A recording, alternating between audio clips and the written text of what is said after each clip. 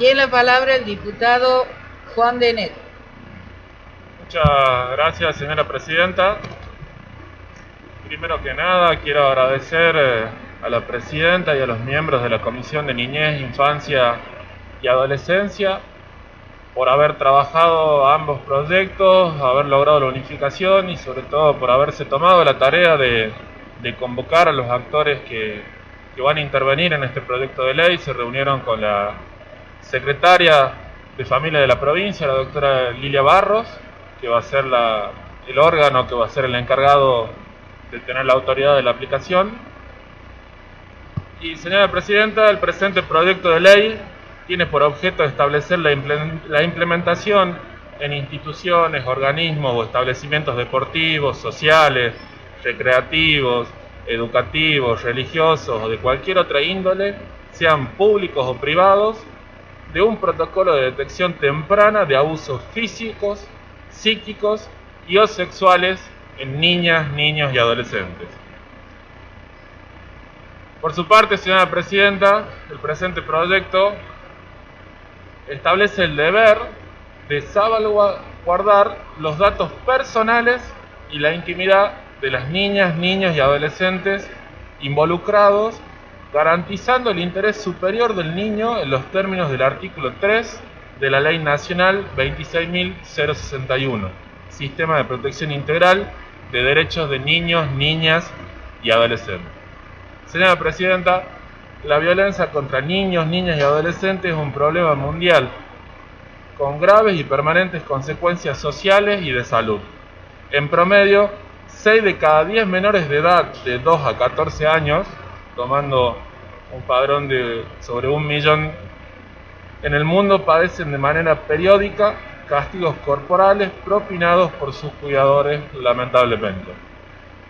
Por su gran impacto y magnitud, la Organización Mundial de la Salud considera que la violencia contra niños, niñas y adolescentes es un problema de salud pública. Resolución 65.15 del 2014, en el cual constituye una grave violación de sus derechos fundamentales.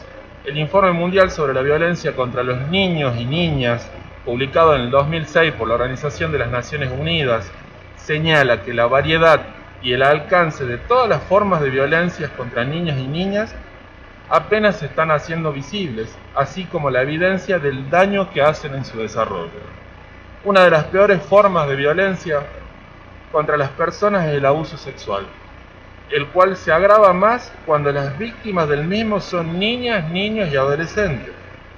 A pesar de que este terrible flagelo social va en aumento de manera alarmante conforme a cifras y estadísticas mundiales, la mayoría de los casos no son denunciados ni detectados. Por ello... Perdóneme, diputado, un segundito.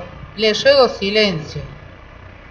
No hace falta que le recuerde la envergadura de los temas que estamos tratando y que tengamos un poquito de respeto por la persona del legislador o legisladora que esté en uso de la palabra. Muchas gracias. Y otra cuestión más, les pido por favor el uso del barbijo. Estamos en un lugar cerrado, más allá que se ventila, pero tenemos que cuidar al otro. La pandemia continúa.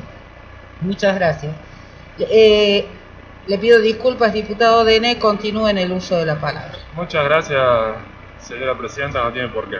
Por ello, como le decía, señora presidenta, la importancia y la relevancia de establecer un protocolo que permita su detección temprana en las instituciones de nuestra provincia.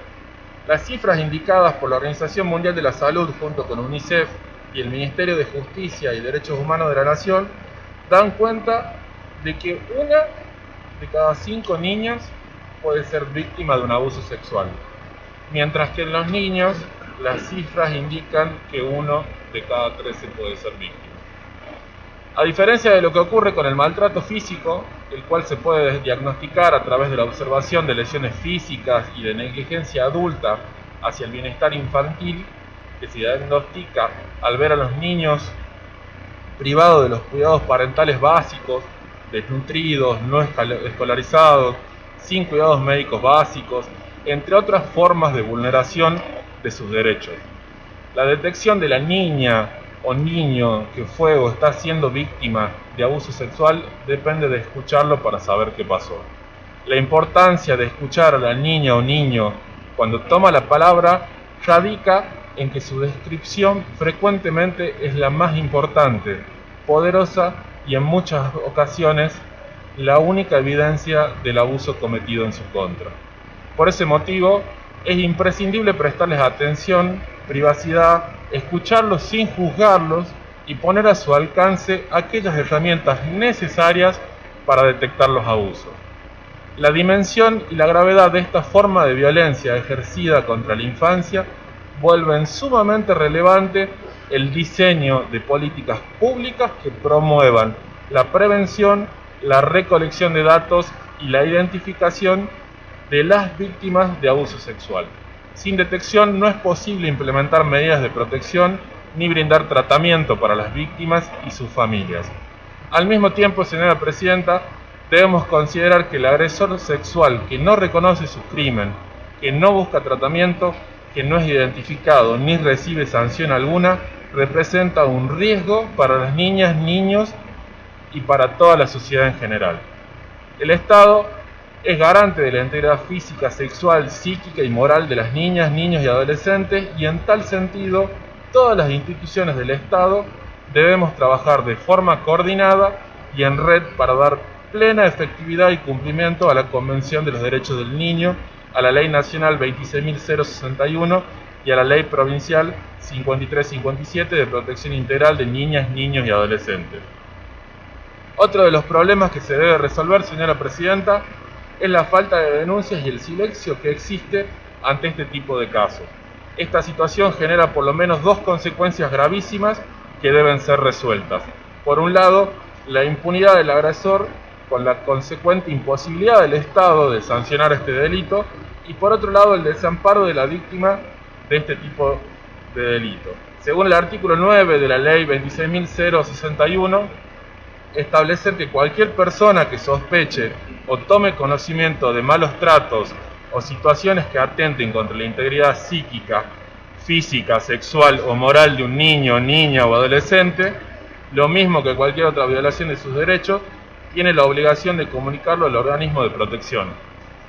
Los adultos que tienen a cargo la responsabilidad parental y que se desempeñen en organismos asistenciales, educativos y de salud en el ámbito público o privado, no solamente deben comunicar al organismo de niñez la situación de abuso para que puedan tomarse las medidas de protección necesarias, sino que además tienen la obligación legal de realizar la denuncia judicial. El primer organismo interviniente debe denunciar el hecho y para hacerlo no es necesario cumplir con ninguna condición. Para formular la denuncia no se requiere el pedido de autorización de un superior jerárquico ni la asistencia de un abogado. Señora Presidenta, el presente proyecto propone como herramienta tendiente a detectar, prevenir y erradicar el abuso infantil. En tal sentido, la elaboración e implementación de un protocolo de prevención y detección temprana del abuso infantil que deberá ser aplicado en toda aquella institución, organismo o establecimiento deportivo, social, recreativo, educativo, religioso o de cualquier otra índole, sea público o privado, que tenga a su cargo o involucre en sus actividades niñas, niños y adolescentes. Finalmente, señora Presidenta, el presente proyecto busca reforzar y lograr la detección, prevención y el abordaje temprano del abuso sexual infantil.